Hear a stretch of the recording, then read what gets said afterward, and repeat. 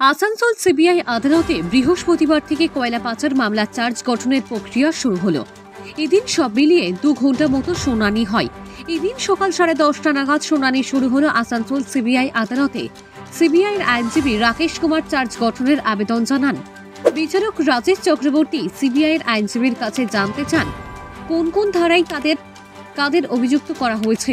তখন রাকেশ কুমার বলেন, public servant বা সরকারি হিসেবে ইসিএল কর্মী 12 জন, কোম্পানি 10টি ও ইন্ডিভিজুয়াল বা ব্যক্তিগতভাবে 27 জনের নামে অর্থাৎ মোট 3টি ভাগে বিভিন্ন ধারা প্রয়োগ করা হয়েছে। সেই ধারাগুলির মধ্যে বেশ কয়েকটি ধারাকে চ্যালেঞ্জ করেন অভিযুক্ত পক্ষের আইনজীবীরা। তারা তাদের সপক্ষে বক্তব্য রাখার জন্য সময় চাইলে বিচারক আগামী সোমবার 18 নভেম্বর তাদেরকে বক্তব্য রাখার দিন ধার্য করেন। সেদিন অভিযুক্ত পক্ষের আইনজীবীরা তাদের বক্তব্য রাখবেন। আশা করা হচ্ছে সেই শুনানির পরে কয়লা পাচার মামলায় বহু চর্চিত চার্জ গঠনের জন্য একটা দিন ঠিক করা হবে।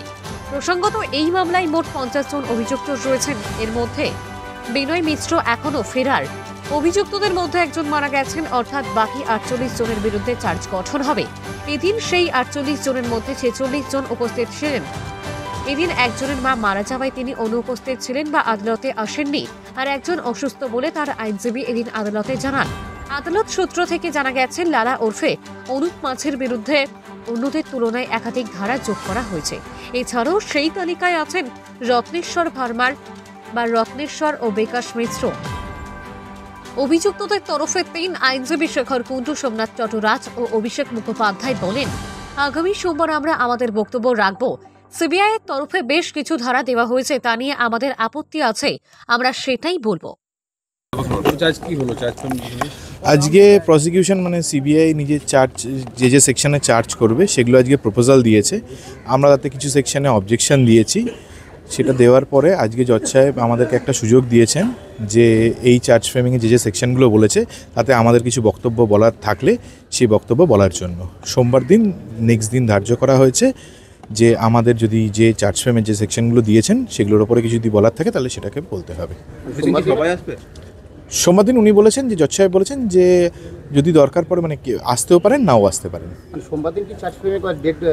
সোমবার দিন আমাদের হিয়ারিংয়ের ডেট দিয়েছেন। কি ক্যাটাগরি ভাগ করা হয়েছে যে আজকে এর জন্য? হ্যাঁ, কোম্পানিজকে আলাদা করা হয়েছে, ইন্ডিভিজুয়ালদেরকে আলাদা করা হয়েছে, এইভাবে আলাদা করে ক্যাটাগরিজ করা হয়েছে। চার্জ ফ্রেমটা কি আলাদা করে? চার্জ ফ্রেমটা আলাদা করেই হবে। অভিষেক মুখার্জি।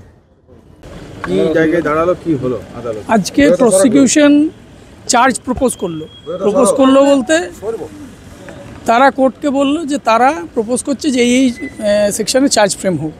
তো আমাদের কিছু সেকশনের অ্যাপ্লিকেবিলিটি নিয়ে অবজেকশন ছিল। সেই পয়েন্টে আমাদের অবজেকশনটা সোমবার দিন জজ সাহেব শুনবে, তারপর ডিসাইড করবে চার্জটা। তো কতজনের নাম মানে 27 জন? সবাই আজকে 2 জন অ্যাবসেন্ট ছিল, তাদের অ্যাবসেন্ট পিটিশন দেওয়া হয়েছিল, বাকি সবাই প্রেজেন্ট ছিল। ক্যাটাগরি কি করা হয়েছে চার্জ ফ্রেম গঠনের জন্য? ক্যাটাগরি না, মানে কোন কোন ক্লাস, যেমন পাবলিক সার্ভেন্ট একটা, কোম্পানিজ একটা, ইন্ডিভিজুয়াল একটা, এইভাবে কোন কোন ক্লাসটার এগেনস্টে কী কী চার্জ সেটা প্রসিকিউশন প্রপোজ করলো।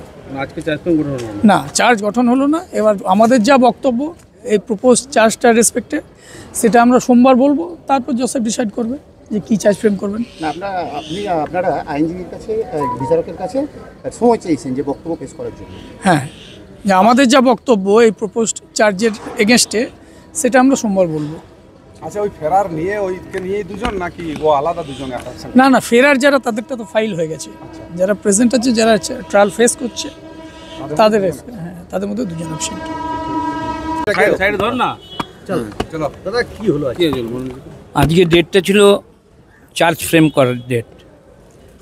আজকে আসামিদের মধ্যে 2 জন আসেনি। একজনের মাতৃবিয়োগের জন্য আসেনি, আর একজন অন্য কোনো জায়গাতে অসুস্থতার জন্য আসেনি। সাহেব বলেছিলেন আজই আমি চার্জ ফ্রেম করব।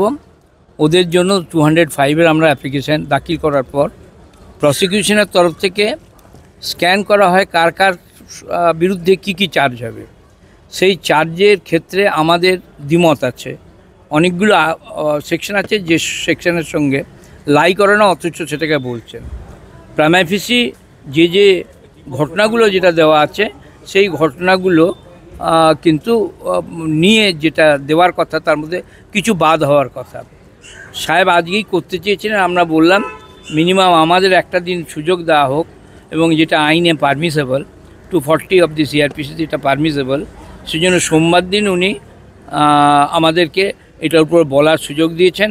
আসামিরা আসতেও পারেন, নাও আসতে পারেন, পরবর্তীকালে আসামিদেরকে এসে চার্জটা ফ্রেম আউট হবে। সোমবার দিন কি চার্জ ঘটনার কোনো চান্স নেই? না, হিয়ারিং হবে, ঠিক আছে। আর যে ভাগটা করছেন আর কি দুভাগে, না, ভাগের মধ্যে ভাগ আছে, যেমন কোম্পানিদের একটা ভাগ, ইন্ডিভিজুয়াল অ্যাকিউজ যারা একটা ভাগ, যারা পাবলিক সার্ভেন্ট অর্থাৎ সিকিউরিটি এবং ইসিএল স্টাফ বিকাশ মিশ্র একটা ভাগ, আর লালা আর একটা ভাগ, এইভাবে ভাগ করা হয়েছে। কার কোন সেকশন প্রযোজ্য হওয়া উচিত বলে প্রসিকিউশন বলেছেন।